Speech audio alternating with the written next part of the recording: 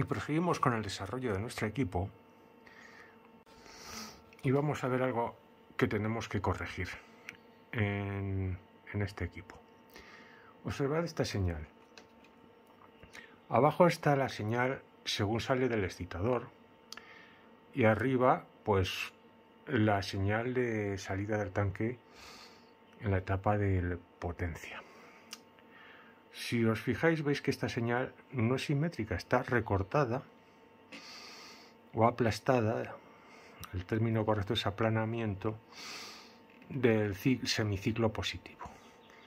Como este aplanamiento se refleja en la salida de radiofrecuencia, porque lo que está viendo es esta parte de la señal. ¿A qué se debe? Pues en los transmisores, y esto no es un error, la polarización de la rejilla de mando parte del tiempo es positiva. No ocurre como en los equipos de sonido, que siempre es negativa. No, aquí durante parte del semiciclo es positiva, lo que significa que el excitador debe entregar potencia, cierta cantidad de potencia a la rejilla de mando del paso final. Y se ve que no puede con ella, nuestro excitador. Vamos a tener que construir una etapa separadora.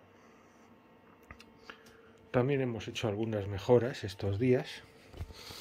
Me han llegado unos choques ya más decentes, más adecuados para este tipo de equipos, y un miliamperímetro con 100 miliamperios de escala, que con el otro la aguja se me salía y no sabía dónde me iba a parar. Vamos a intentar corregir el problema de la excitación, a ver qué sacamos en limpio.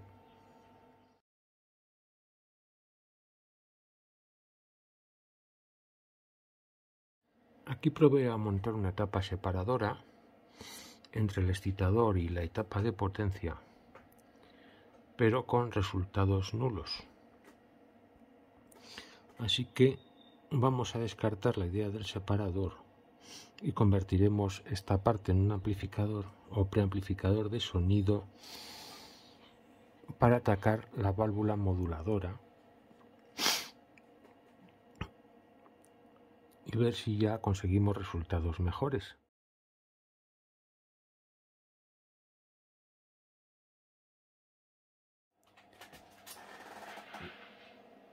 Y bueno, creo que le he sacado ya el máximo que se puede sacar a 6L6. Vemos que esa sinusoide, que es la portadora según sale de la antena, muestra una tensión de 27 o 28, 27,7, 28, oscila, voltios eficaces, voltios RMS, que son unos 83 voltios pico a pico. Sobre la resistencia de carga, que es de 50 ohmios, eso hacen unos 15 vatios. 60 miliamperios en placa. La carga, no hay Dios que la toque.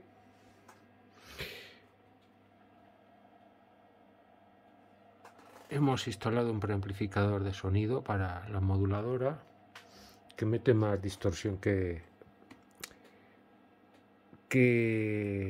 beneficios, pero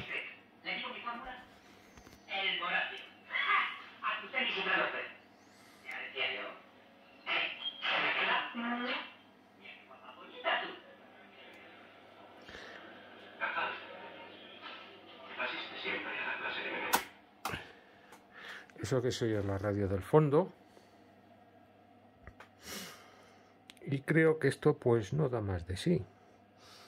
No da más de sí, es todo lo que podemos sacar. 15 vatios a las 6L6 en radiofrecuencia, pues no está mal, no está mal. Y a las pruebas me remito, que esta se ha puesto, hostia, que quema. Así que ya nos queda ordenar esto un poquito, dar la vuelta al chasis. Bueno, instalar unos cablecitos para meter la señal. Le hemos metido el medidor de estacionarias al equipo. Realmente esto es un adaptador acoplador de antenas. Lo que pasa es que como esta banda está absolutamente fuera, está en modo bypass, es decir, estamos utilizando el instrumento de medida solo. He calculado que con 26 voltios eficaces pico a pico, digo pico a pico no, eficaces, tendríamos unos 14 vatios. Del medidor, pues me puedo decir por los pelos, porque realmente dice que tenemos la mitad, unos 7 vatios, pero es evidente que no está, la impedancia de salida no es exactamente 50 ohmios, porque vemos que tenemos una ROE relativamente alta, está entre 2 y 1,5. Es decir, hay cierta potencia reflejada, pero por lo menos sí está dando fe de que hay potencia de salida en antena, bueno, en la carga. Tampoco es que nos podamos fiar mucho de la precisión, porque ahora nos dice en la escala de 30 vatios que tiene 7, si lo pongo en la de 300 me dice que tengo un poquito más de 10, que se acerca más a lo calculado.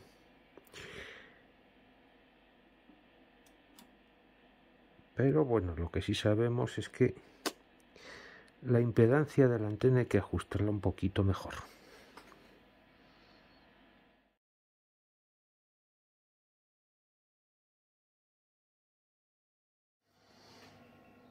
Estoy haciendo la prueba del bombillo. No ha salido como esperaba, porque a fin de cuentas la tensión eficaz que da es poquita, pero el filamento se enrojece. Está aquí enchufado a la salida de radiofrecuencia. Está curioso. No he podido resistir la tentación de conectar a la salida de antena una lamparita de dial. No está bien acoplada, porque fijaros lo que ha caído la corriente de placa, ha caído mucho. Es una lamparita de dial de 125 voltios, de una Telefunken típica de los años 50. Y vamos a demostrar que está alimentada por radiofrecuencia. Si aplicamos modulación,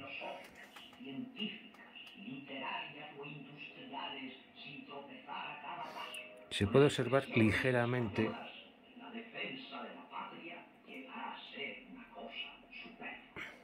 nadie atropella lo que ama, ni insulta ni menosprecia lo que admira o respeta. Se puede observar muy ligeramente el efecto de la modulación en el filamento, pero está interesante. Y hasta aquí lo que da de sí este proyecto. Por desgracia no podemos probarla con una antena, primero porque la onda media es una onda muy larga y no tengo antena para eso. Lo segundo, tal vez lo primero, es que es ilegal. Pero he pensado que se puede hacer un futuro proyecto consistente en hacer trabajar en clase C al equipo. Lógicamente no podremos utilizar el tipo de modulación de amplitud que utilizamos con esta válvula, porque en clase C no puedes hacer una modulación de tipo rendimiento, tendría que ser por placa, por reja supresora, pero podríamos probar el principio del multiplicador de frecuencias, con lo cual sí nos entraría ya en la banda de 160 metros, o incluso haciéndolo funcionar como triplicador. Podemos subirlo de banda y quizá fuera legal utilizarlo en modo Charlie Whiskey en bandas de radioaficionado, una vez que se compruebe cómo anda de armónicos, en fin, ver si está en condiciones de poderse usar en ese tipo de experimento. Y ya por último os dejo una visión final del aparato ya finalizado. Nuestro miliamperímetro de placa, circuito sintonizador del tanque final, del PA, mando del oscilador local, es decir, en este caso sería un VFO, un VCO, que cubre entre el megahercio y 2 megahercios y un poco, válvula del PA, válvula del oscilador, válvula de preamplificación del sonido, esta es aparte de oscilador modulador, paso entre etapas de acoplamiento entre el oscilador y el PA, la bobina del paso final, abajo está el primario, arriba en cobre más gordo el secundario, con que nos está dando una impedancia de 75 ohmios, alrededor de 75 ohmios.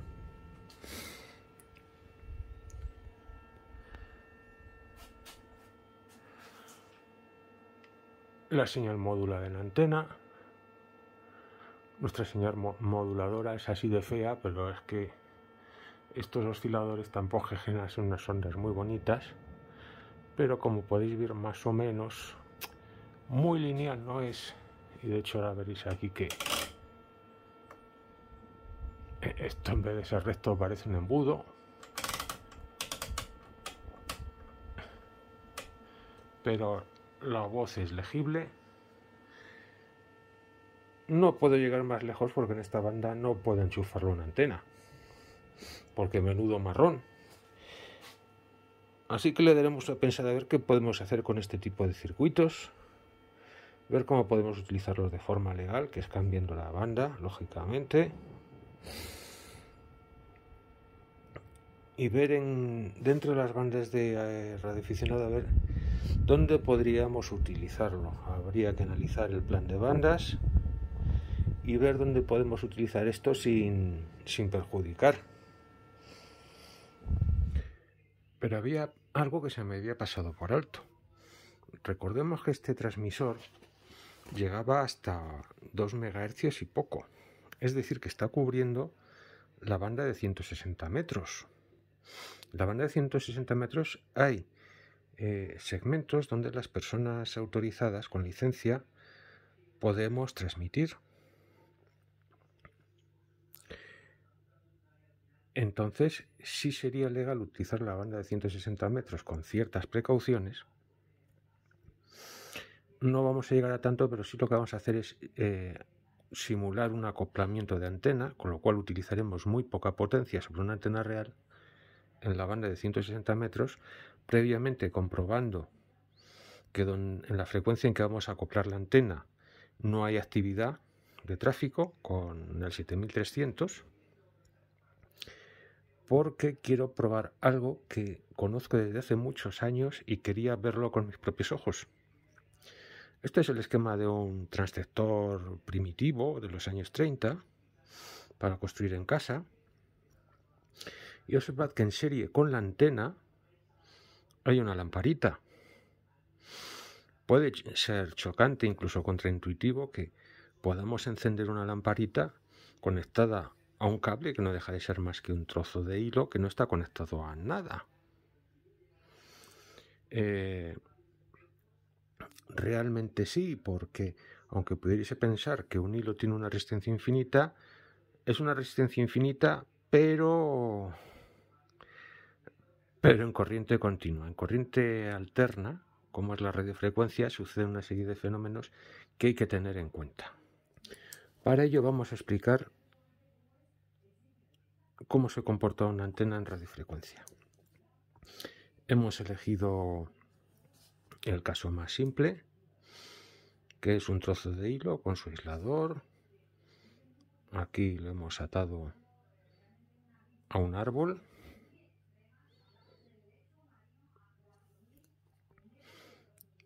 Y en este punto va a nuestro transmisor.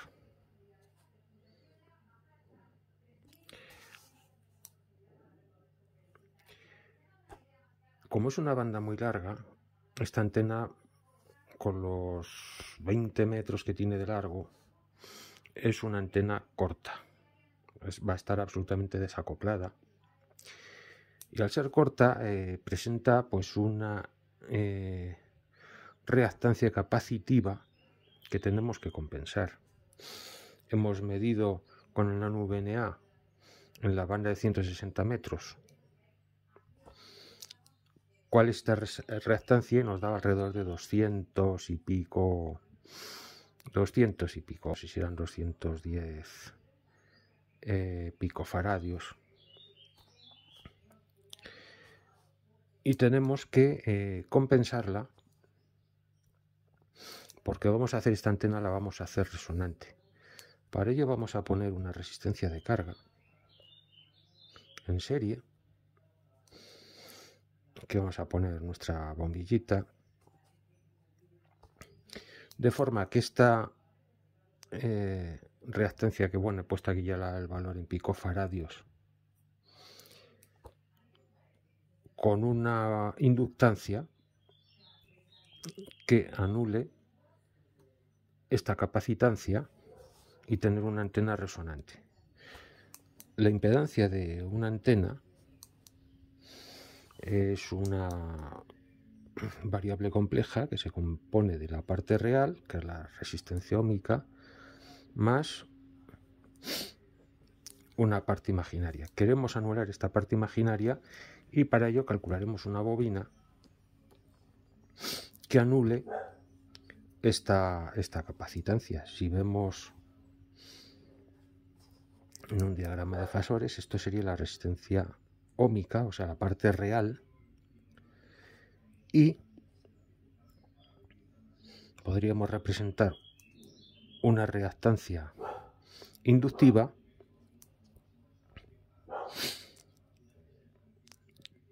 que va a compensar nuestra reactancia capacitiva. Actualmente, sin compensar, se nos quedaría la impedancia en este punto, pero lo que queremos es una impedancia real. ¿Y por qué? Porque la impedancia real en una antena tiene dos componentes, que sería la resistencia óhmica propia del hilo, la que mediríamos con un multímetro entre los dos extremos del cable, más una resistencia de radiación, que esta resistencia de radiación es la que nos va a permitir emitir al aire nuestra onda.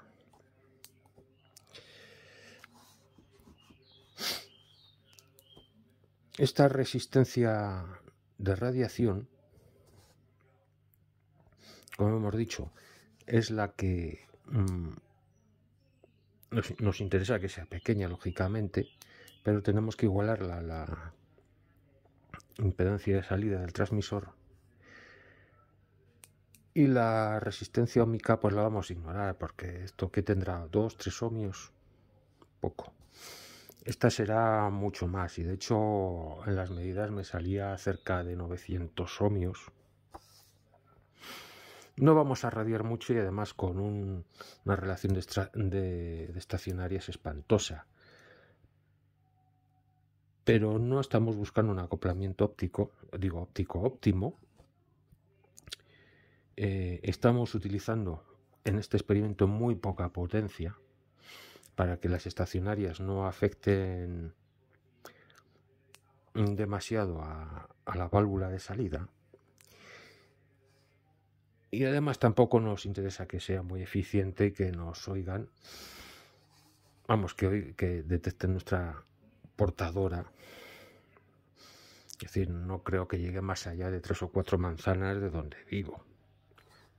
en estas circunstancias. Aún así hay que comprobar previamente que esa frecuencia está libre en ese momento antes de hacer este tipo de experimentos que, como digo, estamos simulando un acoplamiento de antena, que es un procedimiento que siempre tenemos que hacer incluso cuando vamos a hacer un QSO normal. A menos que ya tengamos nuestro equipo previamente ajustado y tal, que no suele ser el caso. También es importante, si os fijáis aquí, que la antena no está conectada a un extremo, está conectada a un punto bien elegido, y eso tiene sus razones y están relacionados pues cómo se propaga la corriente y la tensión en una antena. Nosotros vamos a acoplar en un extremo, lo que nos va a dar una impedancia, o sea, una resistencia de radiación muy elevada, porque como es bien conocido, si utilizamos un dipolo en resonancia, pues tendremos aquí una corriente elevada y una tensión baja en este punto, y en los extremos al revés. ¿Qué pasa aquí? Que como según nos dice la ley de Ohm, que voy a poner R, debería poner impedancia, sería igual a tensión partido por intensidad. En este punto la tensión es alta y la intensidad baja. Esto nos daría una resistencia muy elevada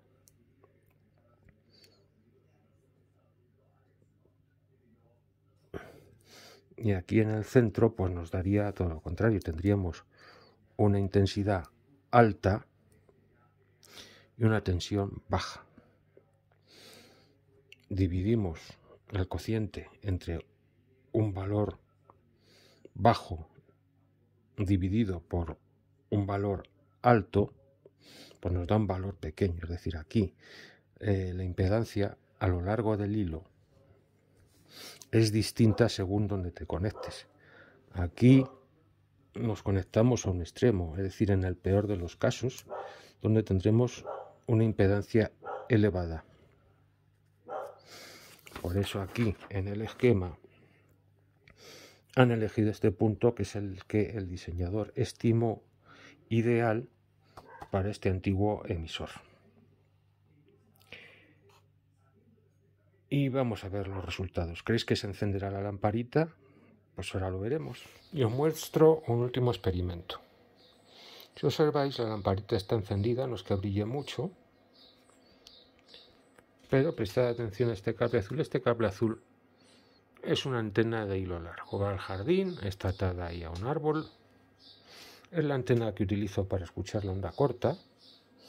Pero fijaros qué interesante cómo, a pesar de que este hilo no está conectado a nada, es una antena, es un hilo que en un extremo no estaría nuestra radio, en el otro lado no hay nada, es una antena corriente de un solo hilo, una ENFID, a fin de cuentas. Como es corta, presentaba una reactancia capacitiva que, medida con una NVNA, daba alrededor de 210 picofaradios, alrededor de eso. Hemos corregido esa reactancia con una bobina de carga previamente calculada. No está al azar. Sí es cierto que le di unas vueltas de más para dar el punto de conexión óptimo al hilo. Y si tocamos la sintonía del paso final, observad como si lo saco de sintonía, la lamparita se apaga. Esto me vale de indicador de acoplamiento. Esto de poner una lamparita, pues es algo que se hacía en los años 30, es muy, muy antiguo. También se utilizaban amperímetros o miliamperímetros de radiofrecuencia. Eran miliamperímetros térmicos, no eran galvanómetros de este estilo. Era un hilo que al pasar corriente por él se dilataba y hacía mover la aguja. Pero ese tipo de miliamperímetros hoy en día ya no se encuentran, se usaban en los años 20, años 30, y también hubo una época en que se utilizaron para amperímetros más potentes, pues un termopar acoplado al hilo, transmitía el calor al termopar y desviaba ya una aguja ya de un galvanómetro convencional. Pero me da la sensación que esto está radiando bastante. Así que, pues, no sé, lo encuentro fascinante. Pero bueno, hasta aquí esta parte del experimento. Tengo muchas cosas pendientes por hacer, así que lo aparcaremos una temporadita esto. Y nos vemos en el próximo proyecto. Chao.